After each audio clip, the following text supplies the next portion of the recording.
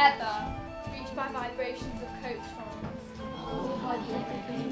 15 years before.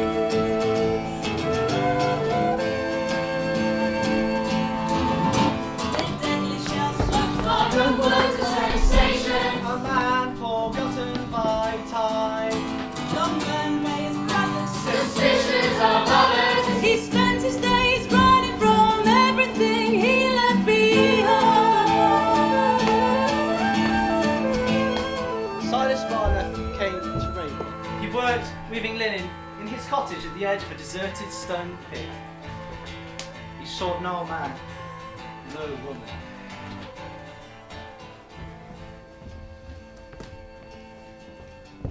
Young scoundrels peeped in, Marner fixed on them a gaze. and they took to their legs and turn. Though he was not yet 40, the children always called him. Old Master Marner! Nothing in Raveloe had any relation with his old life. His old life. His old life in Lantern Yard.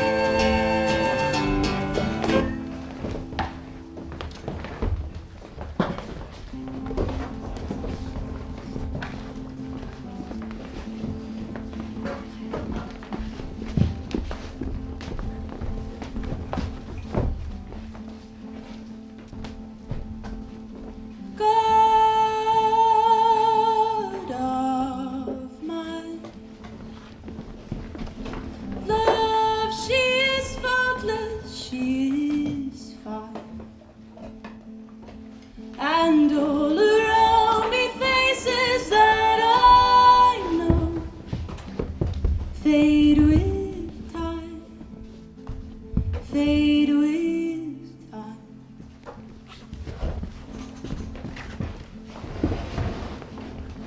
In Lantern Yard, he was thought of as an exemplary young man. And soon became Engaged to Sarah, a young servant woman. Marner had many friends. One, William Dane. Who was unto Silas. faultless. A peculiar interest centered on Silas. Back in Lantern Yard, As once he fell into a mysterious rigidity. Lasting over an hour. Mistaken for Death. And around me people like the places I would call with hate and fear of what they saw and what they're taught. The scripture made it very There was no medical explanation.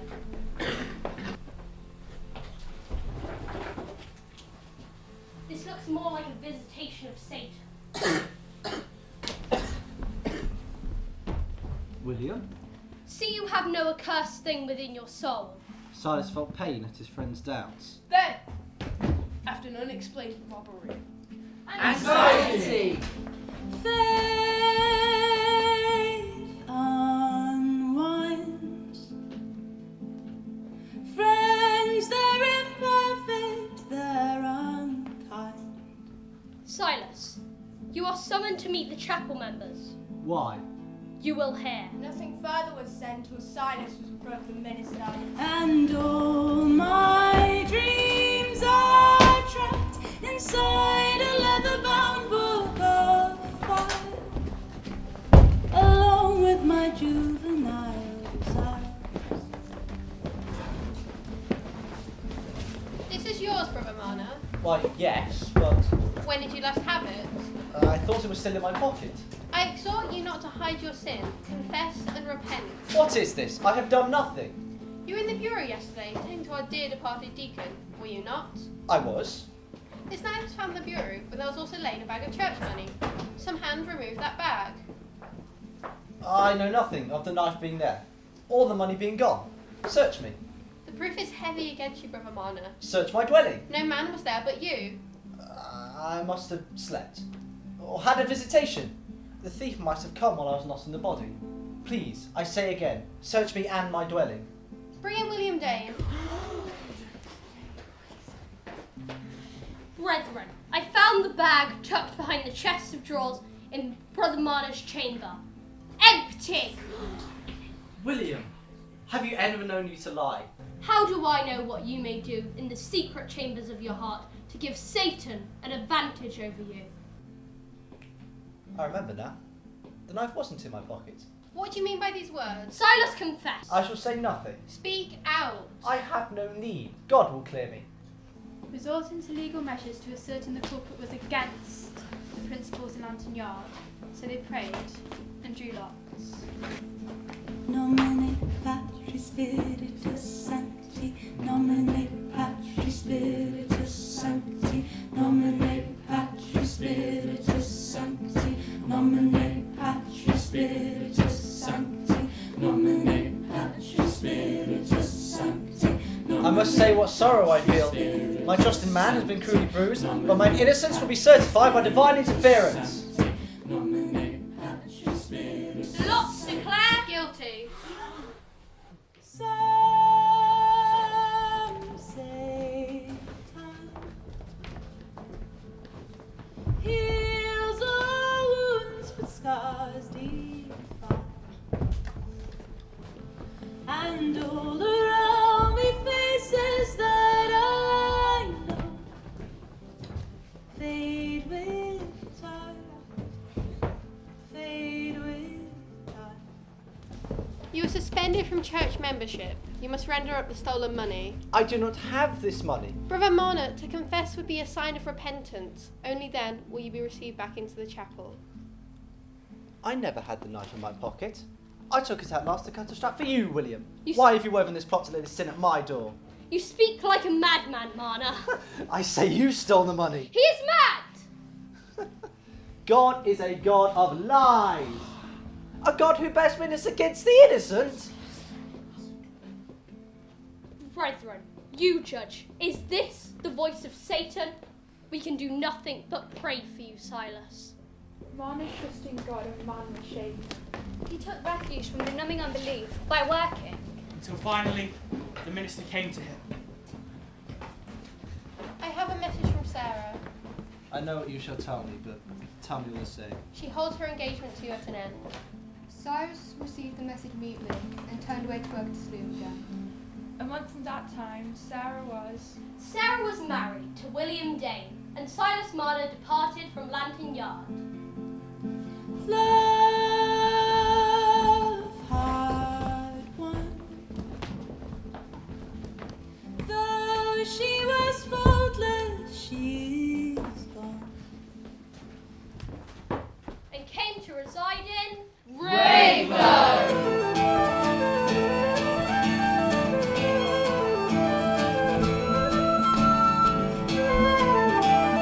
He worked at his loom unremittingly. His life reduced to the unquestioning activity of A Spinning insects. his quality weaving made him a welcome settler, the richer housewife. By the 50th year of Marner's life in Raveloe, The Raveloe men were made wary of him. he was thought to have settled a fine sight of money.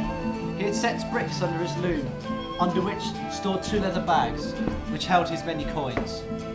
He thought fondly of his guineas, As if unborn children.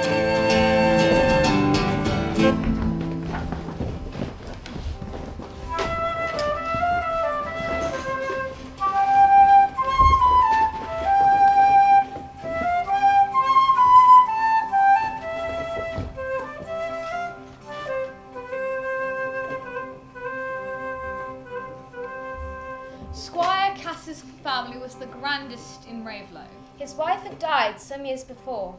and perhaps this was why the brothers were turning out so ill.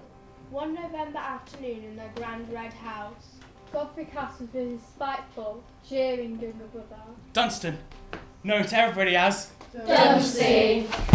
Oh, shake yourself sober and listen, Dunsey. Oh, leave me be. The money I lent you gave me. Was Fowler's rent money for father. You gave it to me. Father's threatening to go straight to Fowler, and Fowler could tell him that he gave the money to me, and you get the £100. Or I could tell father I lent it to you. Godfrey, you are fortunate. I am so good-natured. For if I told father that his handsome son had secretly married Molly Farron. Molly Farron?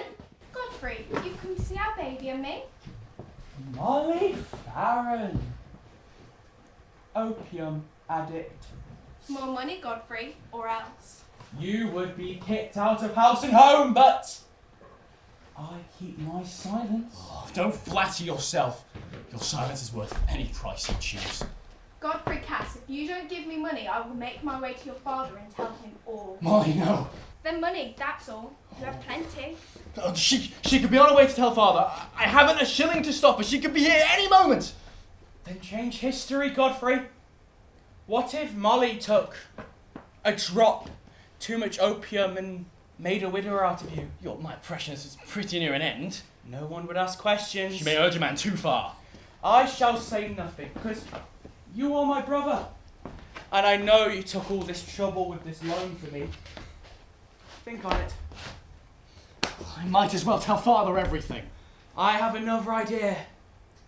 Sell your horse, Wildfire. He's all that I have. Anyway, I need the money now. The Bartherley hunt tomorrow. Bartherley? What brings you to my town of Batherley? You brought me money? No, not Bartherley. I just can't. Anyway, I assured Miss Lammerter I'd be at the party tomorrow. Then allow me to sell your Wildfire. I shan't look as handsome as you in the saddle, but it's the horse they bid for, not the rider. I trust Wildfire to you. If you don't want to pay father the money, let it alone. I only offer to sell the horse for you. You'll sell him fair and hand over the money. I thought you'd come around. I have no one else to trust. I'll get 120 for him. Just stay sober, Dunsey, or else... Oh, just stay sober!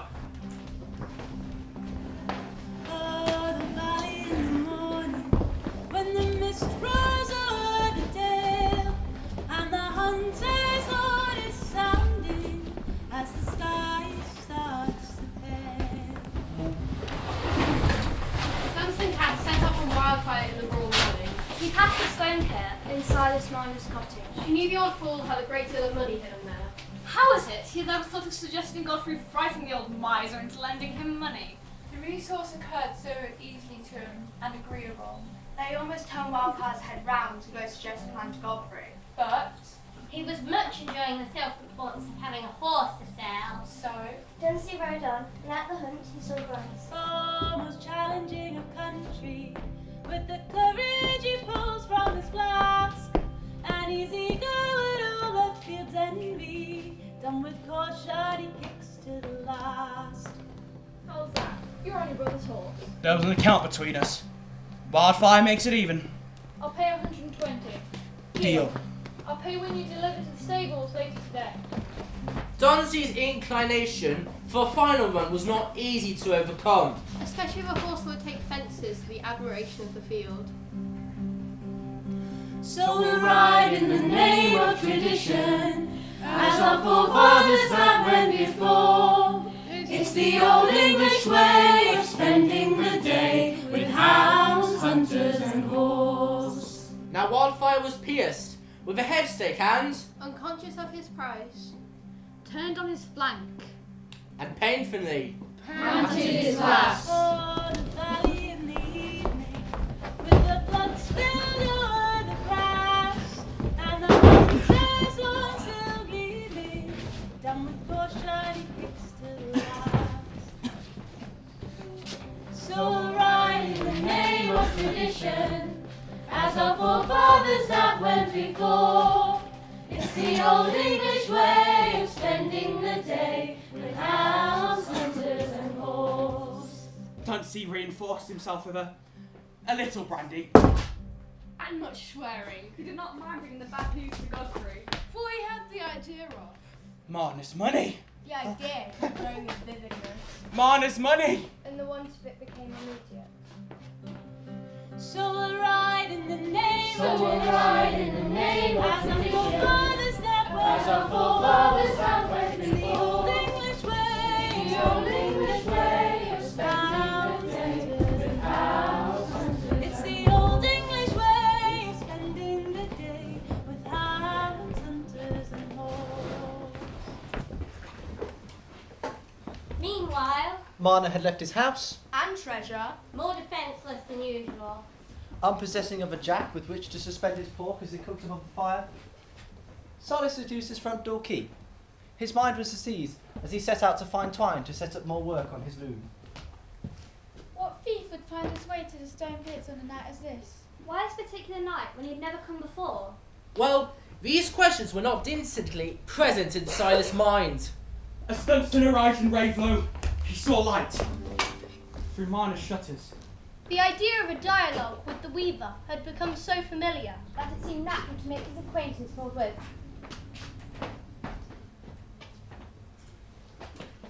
The weaver may have a lantern. A lantern I could borrow. A lantern. A lantern I could borrow. A lantern. A lantern. Dunstan knocked. Loudly at the door. Silence. Was the weaver gone to bed? If so, why the lie? Dunstan knocked. Still more loudly. He pushed the door. It opened. Marner was not there. Where could he be? Fetching in fuel. Slipped through the stone pit. If he's dead, who has right to his money? You know anybody could have taken it. Where is the money? Where? Where is the money? Dunsey quite forgot that the weaver's death wasn't a certainty. There are 3 places to find the cottager's holes. The thatch. Thatch? There was no thatch. The bed. Or a hole in the floor. His eyes travelled eagerly over the floor, where there was a pile of sand near the treadles of the loom. He swept away the sand with his whip. Found the bricks were loose. He lifted them up. He found the object of his search. What could there be but money in these 2 leathern bags? No more than 5 minutes had passed. But it seemed a long while. Marner might be alive. He might return. Dunstan rose to his feet, bags in hand, closed the door behind him. And stepped forward. Into the darkness. Marner was no more than 100 yards away. He closed his door, satisfied that his errand was done. To his short-sighted eyes, everything was as he had left it. Once warmed, he thought it pleasant to see his guineas on the table. Joy is the best of wine. And guineas were a golden wine. He set his candle on the floor, Near his loom, brushed away the sand. but noticed no change. He removed the bricks. The belief that his gold was gone could not come at once.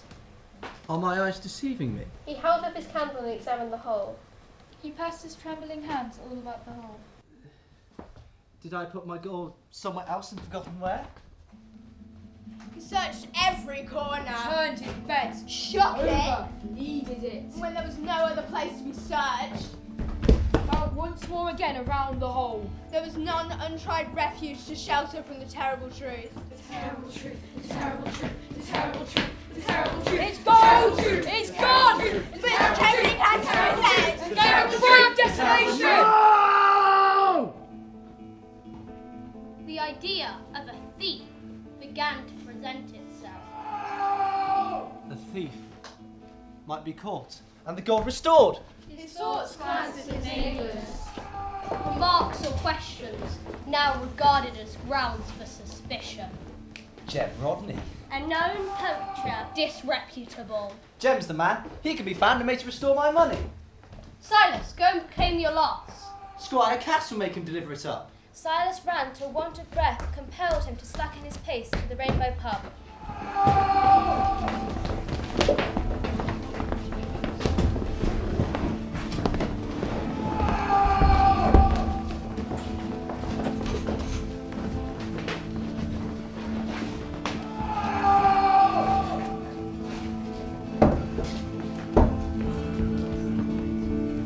Robbed! I've been robbed! Master Marner? Jem Rodney, you stole my money. Me? Give it me back and I'll let you keep a guinea. I'll pitch this at you if you... Master Marner, sit down and speak sensible. The man's run mad. Make him sit down. You've been robbed. What could I do with his money? Hold your tongue, Jem. Here's what has to say. Silas told his story.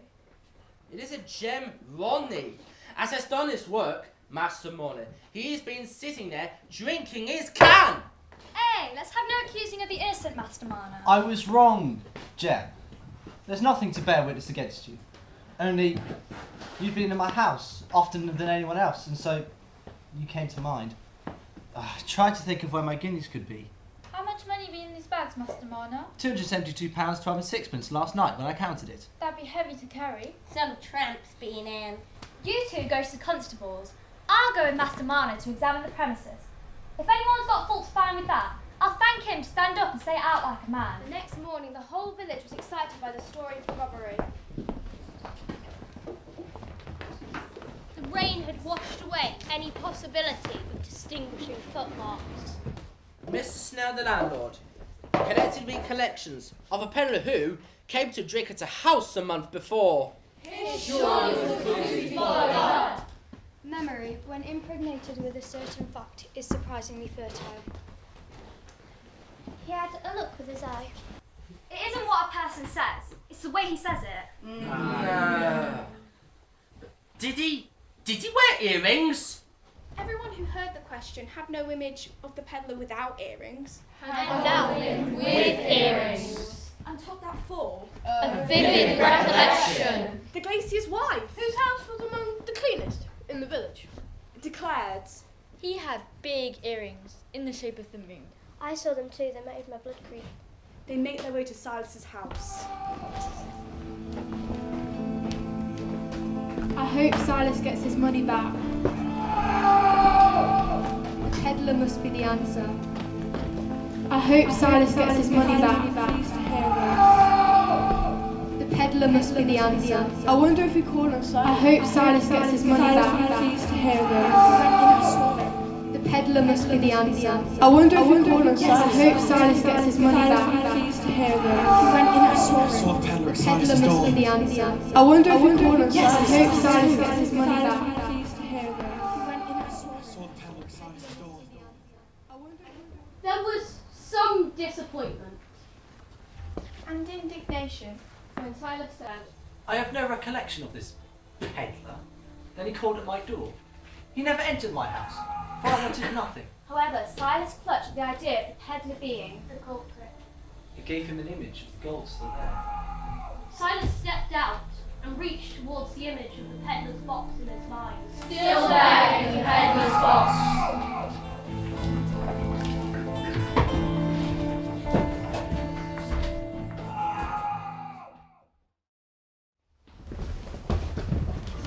Godfrey Cass arose the following morning to tell his father of the worrisome news of the day before. Not to mention the news about Fowler's £100. Sir, a cursed bitter ill will has befallen our wildfire. What? She's been staked and killed. Thought you knew better than that. No, it was Dunsey. You let Dunsey have wildfire. He was taking him to the hunt to be sold for me because... What? The truth is, Father gave me your rent money of £100 last month, and I gave it to Dunsey. I'm very sorry. It is mostly my fault. He bothered me for it, and I let him have it. You let Dunsey have my money? Fetch him to give account of it. He is not here. He took a fool's leap, and as did poor Wildfire. Is he hurt? He lives to hurt others. He will never be hurt. Where is he? He has not returned, but when he does, it will be my bond. Where is Dunsey? He must have wandered off. You're up to something and bribing him not to tell. You know I'm not a scoundrel. You're a shilly-shally fellow. If he had sold Wildfire like I'd asked, I would have given you the money. You hardly know your own mind enough to make both your legs walk one way. This lass, Miss Lavender, she hasn't downright said she won't have you yet, has she? No. Then ask her, or let me make the offer for you, if you haven't the pluck to do it. Sir, I must manage this myself. Then manage it. And you won't hurry it or say anything. I shall do as I choose and let you know I'm master, and if you know where Dunstan's sneaking, I dare say you do. Tell him to spare himself the journey of coming home. He shan't hang on me anymore. Sir, I am sure I don't know where he is, and if I did, it's not my place to say whether or not he can return. Confound it, sir, and don't stay arguing. What had passed about proposing to Nancy? Reason your alarm for Godfrey? Words from his father would force him to decline Nancy. And just when she seemed within reach. Godfrey fled to his usual expectation. That some favourable turn of fortune would save him from any unpleasant consequences. Weeks passed. Dunsey's absence was hardly a subject of remark. He had before quarrelled with his father. Gone off. Nobody knew that. He returned 6 weeks later to his old quarters. And swagger as usual. To connect the fact of Dunsey's disappearance with that of the robbery occurring on the same day. They're quite away from everyone's track of thought. Even Godfrey's.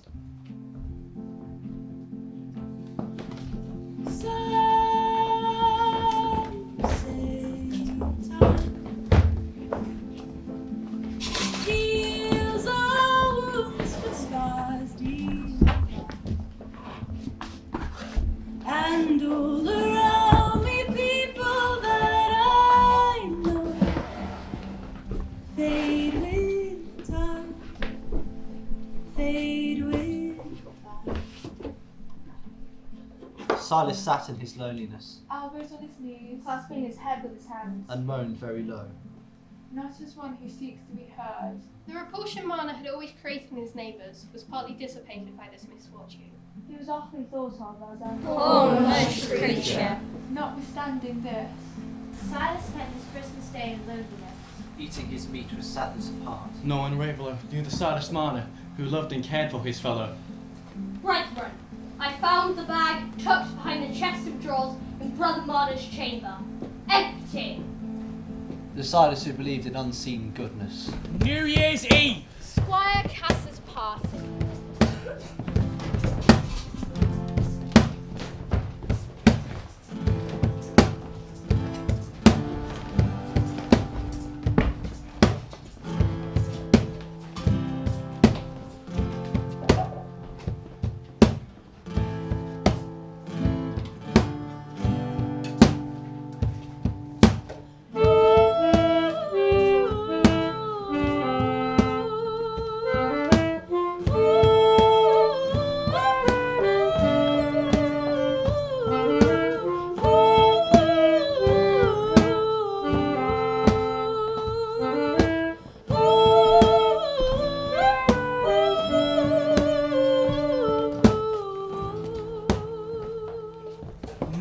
Mentioned Dunstan.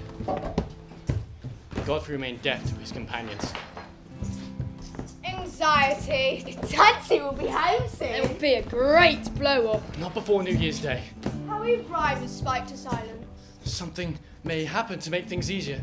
Something like this may be on its way. Nancy is coming. Suppose your father brings matters to a pass that oblige you to decline marrying her. To give your reasons. Hold your tongue! What if this? Even by much drinking. What if that? Nancy Lammerter looked bewitching when she arrived. Godfrey appeared as if he didn't want to speak to her. He was plainly had no real love for her. Even so, she felt an inward flutter when she saw him approach. One dance with you would matter more to me than anything in the world. If that's true, I do not wish to hear it. Not if I gave up everything you didn't like and became Goodfellow. I'm glad to see a good change, Mr. Godfrey. It would be better if no change was wanted. Do you want me to leave? As you like. Then I'll partake in a dance with you, Miss Lammerton.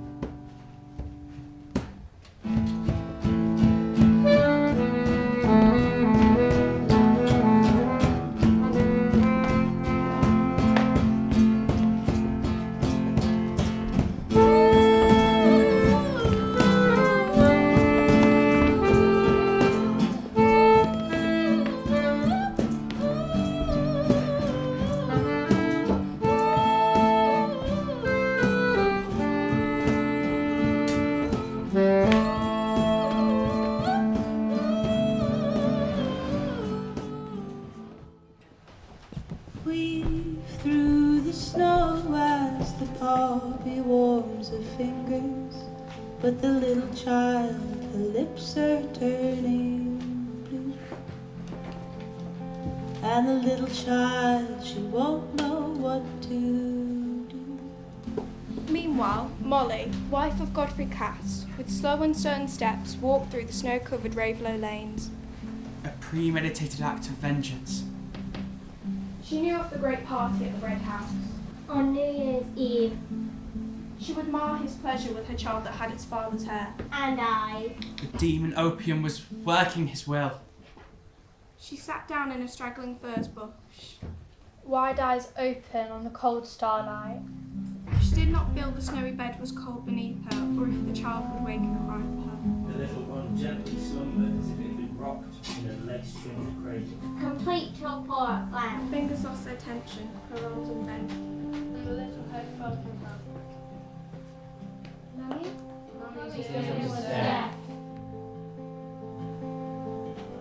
Ever since he lost his money, Silas often looked out. As if his gold might return. Or if some news might be mysteriously caught by listening ears. Or straining eye. Silas looked out. Not with hope, but with yearning and unrest.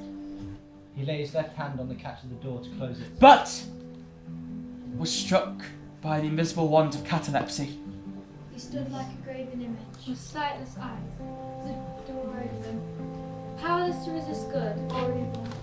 The child's eyes were poor, by a bright glancing light on the white ground. It toddled over to catch it, and when reached, walked into Silas Marner's cottage.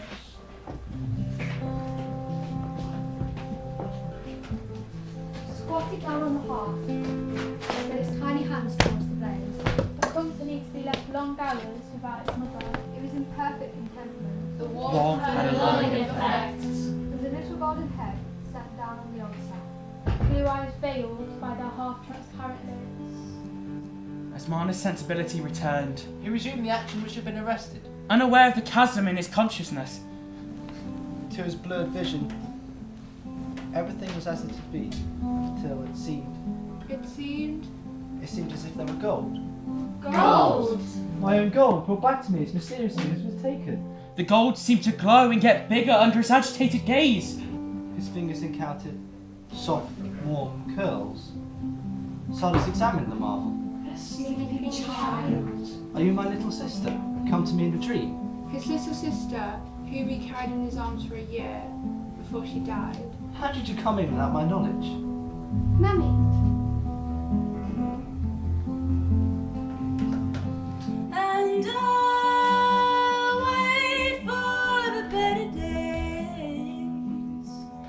And I wait for you by the forest where the grass is frozen over. There's a little girl just wandering in that blue. There's a little girl, she won't know what to do. There, little one. It'll be all right. Where have you come from? Your boots are wet. You must have walked in the snow. Let's go to the door. See if anyone's there. Nanny. Your mammy is out here? I can see your footprints, little one. Where did you come from?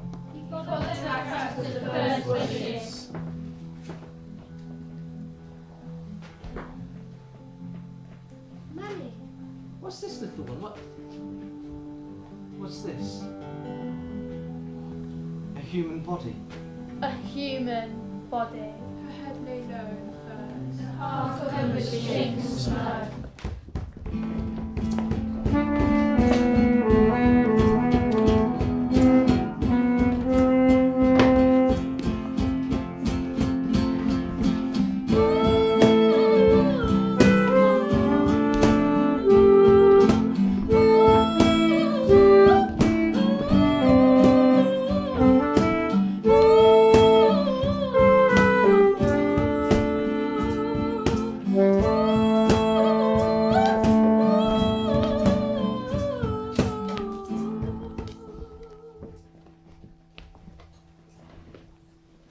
There were two doors of the Red House by which the white parlour was entered from the hall.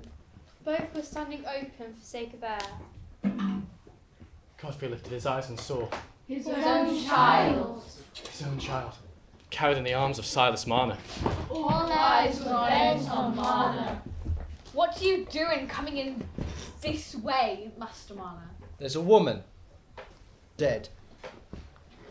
Dead. at the stone pits. Godfrey felt a great throb. The woman Might still be alive. Godfrey, what child is this? Oh, some poor woman's been found dead in the snow. You better leave the child here then, Master Marner. No, I've a right to her. She came to me. Did you ever hear of the lie? I'll go. No, send someone else. I'll get my hat. Godfrey was unconscious of anything but. The sudden prospect of deliverance from his long bondage. If she is dead, then I can marry Nancy and turn Goodfellow, and somehow the child will be taken care of. Across that vision came anxiety. She may live, Godfrey. Then it's all up to you. Godfrey did not know how long it had been since the door to Silas Marner's cottage opened and the doctor walked out. He knew that he must withhold all agitation he felt. There's nothing to be done. She's dead. Has been for hours, I should say. What sort of woman was she? Young, emaciated, long blonde hair. A vagrant, quite in rags. Had a wedding ring. They'll fetch her to the workhouse. I must see her. I saw such a woman last week. He cast one glance at the dead face upon the pillow. This is not the woman I saw. He would remember that last look at his unhappy, hated wife. There were days of no active inquiry. He was confident there was no danger she'd be recognised. Only Dunsey might betray him. No! Dunsey would be sworn to silence! He entered, lulling the child. Mostly he's sleeping now, not quite fully asleep. The blue eyes looked up to meet Godfrey's. There was no recognition.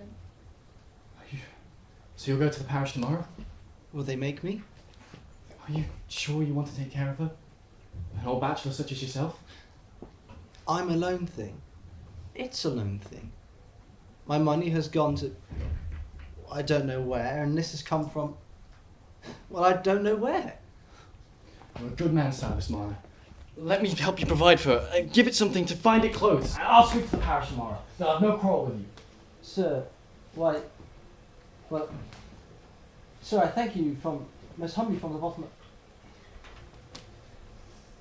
I'd like to call her Eppie, after my sister who passed while she was young. Eppie is a fine name.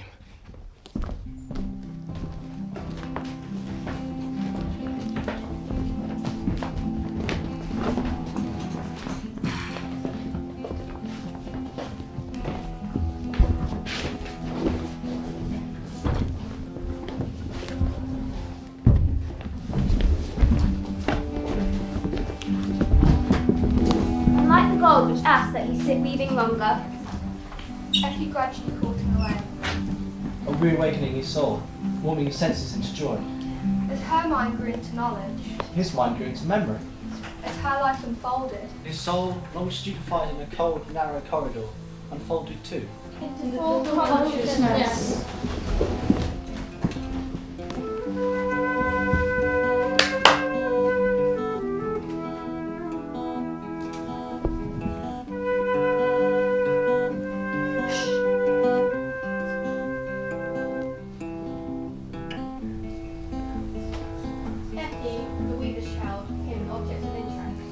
Everywhere he went, folk will sit and talk about the child.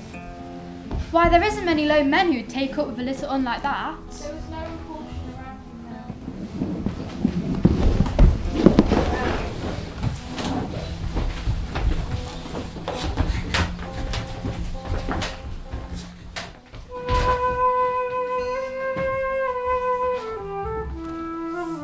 Little Eppie had come once again to link Silas with the world. There was love between them. And the child. That bled them into one. Something had come to replace his long lost cause.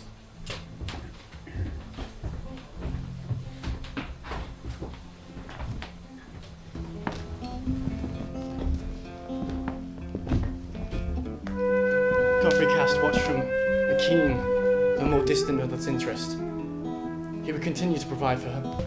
When the shadow of Dunstan no longer lay across his path, he would increase her welfare, so as not to draw suspicion. Full desire of his biggest accomplishment and his longest cherished wish.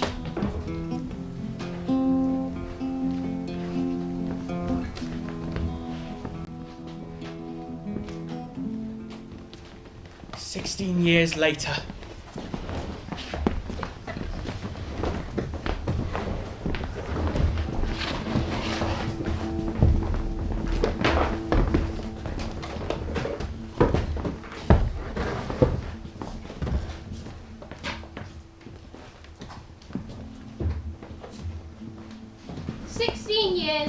Marner found new treasure on his hearth, we still recognise Nancy Cass, whose beauty was a heightened interest due to her face showing human experience. Nancy at home watching those outside making haste all one way. I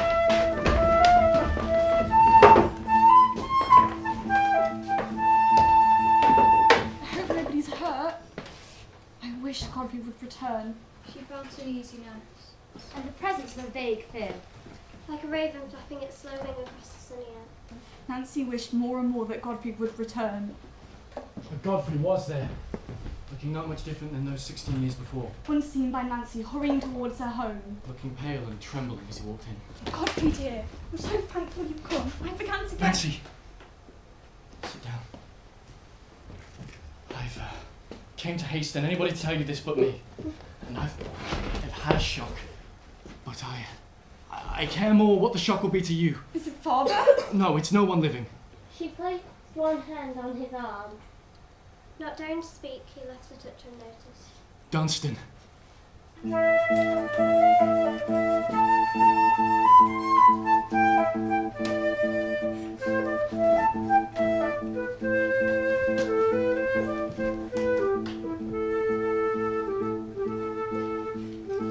that a skull? Smooth these rocks. We'll need help. Everyone, help! What's going on? It's a human skeleton. It must have been here a while. What's this? What's this? Open them.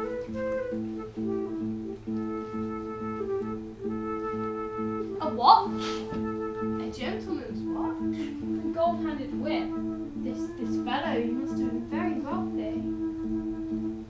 Who could it be? Yes, who could it be? They found Dunstan's body. Skeleton. They drained the stone pit. There it had lain for 16 years, wedged between two great stones. He drowned himself? No, he fell in. But Nancy, there's more.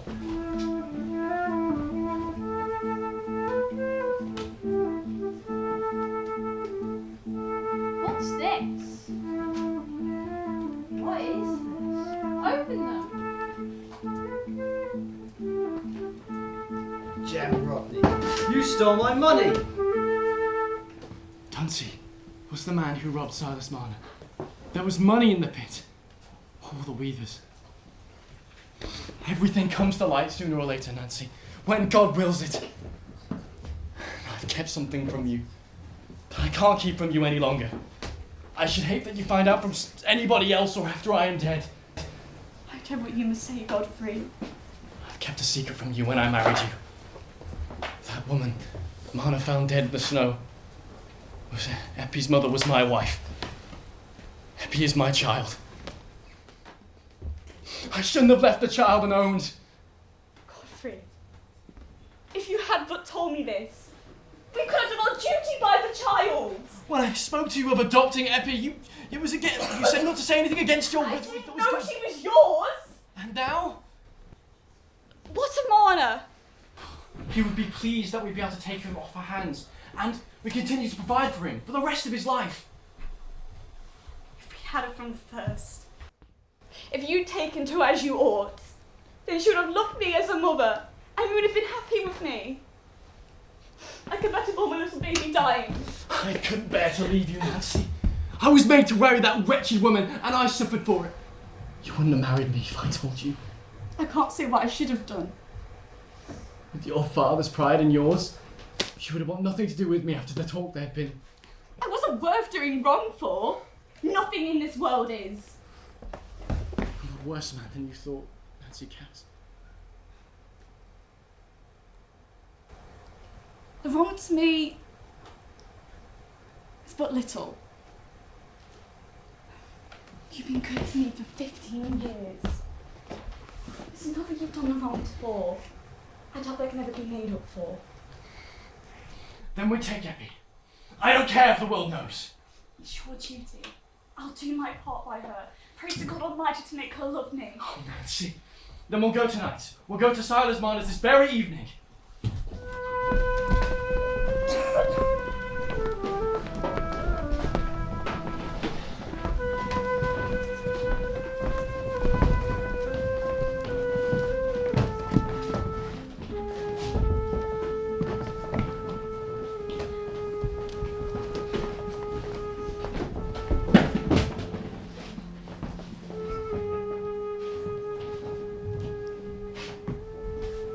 The weaver had undergone great excitement from the events of the afternoon.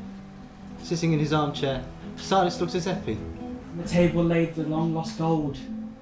If you hadn't come to me when you did, I might have gone to the grave in my misery.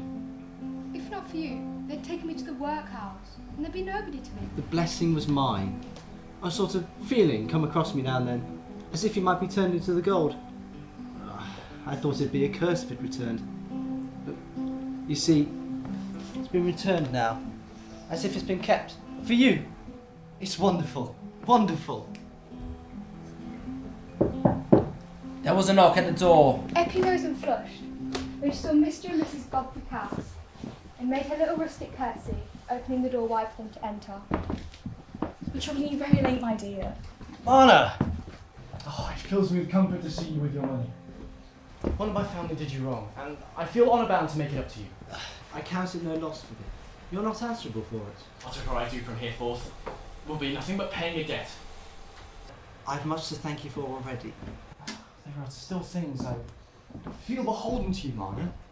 This money on the table is but little. And it wouldn't get you far if you had just one of you, and you have two to keep. I'm in no fear of want.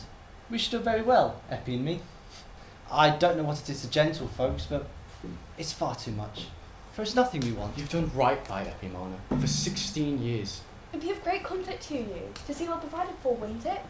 But taken care of by those who can make her well off and make a lady of her.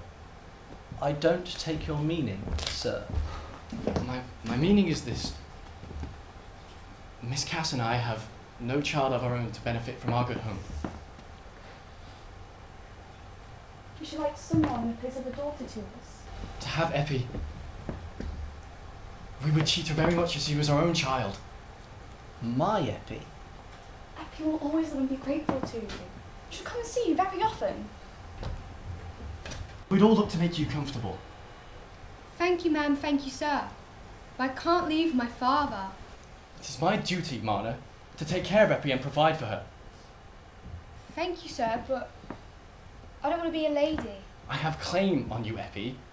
Your mother was my wife, and that means I have a natural claim on you that must stand before any other. Well, why didn't you say so? 16 years ago, before I come to love her. Oh, Marner, I was wrong.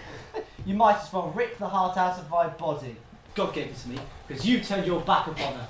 God thinks of her as mine. I've repented of my actions. Repentance doesn't change what's been going on for 16 years. When a man turns a blessing from his door, it falls to those as take it in. Your coming here and saying I'm her father doesn't alter the feelings in us. Marner, be reasonable. You cut us in two. Your feelings for Eppie should make you rejoice. Her lot in life may be fixed in a way very different. She may marry some low-class working man. Oh, I'm sorry I've hurt you, but afraid I must insist I take care of my own daughter. I'll say no more! Speak to the child, I'll hinder nothing. Nancy heard Silas's words with relief. As did Godfrey. Our Our wish was achieved. Eppie did not come forward and curtsy. She grasped Silas' hand in hers firmly and spoke with cold decision. I have no father but one. No one should come between us. I have not been the father I ought to have been all these years. And I will make that up for you the rest of my life. And you'll have the best of mothers in my wife. And that'll be a blessing you haven't known. You'll be a treasure to us. We'll want for nothing when we have a child. You'll be always that you show Marner your love and gratitude. And we'll all look to make him comfortable. We will hope you will love us as well. I have no delight in life anymore. If I'm forced to leave and know my father's at home feeling alone and thinking of me. He'd have no one till I was sent. He'd have nothing when I'm gone. Be sure, Eppie, that you won't regret to live amongst poor folk when you might have everything of the best. I shouldn't know what to wish for. The fine things I haven't been used to. I like the working folks and their ways. I'm promised to marry Aaron Winthrop, a working man, as I'll live with father and help me take care of him. Aaron Winthrop? You should like to be married. He always behaves pretty to you, doesn't he, father? No one could behave better. I wasn't brought up to be a lady. Eppie, the duty that you owe to your lawful father. I tried to pass for childless once. Nancy, now I do so again against my wishes. It's my punishment. Marner, you are right. When a man turns a blessing away from his door, it falls upon someone else. Will she continue to provide for her in this new life she's chosen? I still hope there's ways of fixing things here and there. Will you make it known about Eppie being your daughter? I shall put it in my will. I shouldn't like for this to be found out, like that of Dunstan.